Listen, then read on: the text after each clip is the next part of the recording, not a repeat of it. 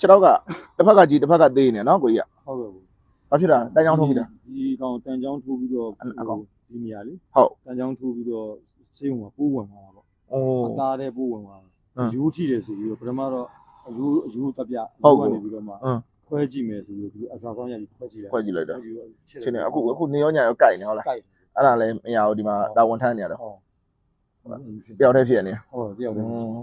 ဒီမှာ အဲ့ကြတော့ မိသားစုတယောက်မရှိဘူး ရတဲ့လာတာနဲ့ကြတော့အဆင်ပြေရလား မပြေဘူးမြတ် မပြေပါလေနော် 3 security နော် သိန်း3000ပဲရတာ security ကိုသေးကိုသား ကိုစိတ်ကူ အိုးတယောက်တည်းဝယ်စားလိုက်တော့တာပဲ ဟိုကိုစိတ်ကူစားမဟုတ်ဟိုဝန်ထမ်းဖြစ်နေတော့သမင်းကြိုက်ကတော့လာပို့ပြီး လာပို့ပြီး တောက်ပြီးဈေး ဩဇင်းကြီး 3 သိန်း3000 ဩဟုတ်ကဲ့တော်ရရပေါ့အဲ့လားဆိုရင်တော့ဟုတ်ပါနော်ကျွန်တော်တစ်ဖက်ကအခုဦးလေးရပါတော့ကျွန်တော်တစ်ဖက်ဖြတ်ပြတ်မအောင်ကြောက်နေလား ဟုတ်ကဲ့ ဖြတ်ပြတ်ရင်လည်းဘဝတည်သွားမှာပဲဘဝဆုံးရှုံးသွားမယ်နော် ငါမလုပ်လို့မရတော့ဘူးလို့ထင်တာပေါ့နော်အားငယ်မှာပေါ့ အားနေမှာပေါ့တယောက်တည်းရုံးကန်မယ် တက်လဲ50ရှိပြီ ဟောအဲ့လောက်ကိုဖြစ်သွားပြီလားဟိုအခုအဒီအသက်50ဝန်းကျင်ရောဒီမှာအခု security လုံခြုံရေးလုံနေတော့ဟုတ်ပါကျွန်တော်ကတော်တော်လေး ဒီ တစ်ဖက်နဲ့တစ်ဖက်နော် ဒီမှာမရှိတာနဲ့ မရှိတော့အဲ့ပို့ ဒီဘက်ကြီးကလည်း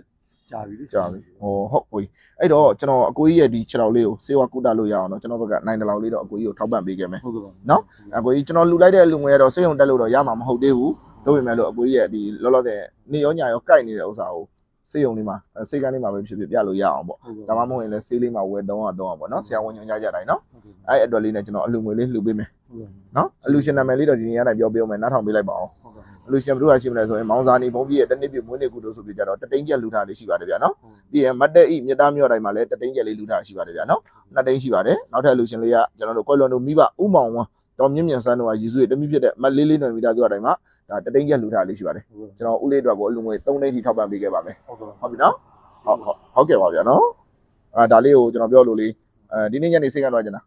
လက်ထဲမှာဘယ်လောက်ရှိအောင်2000ရှိတော့2000ရှိတော့ရတယ်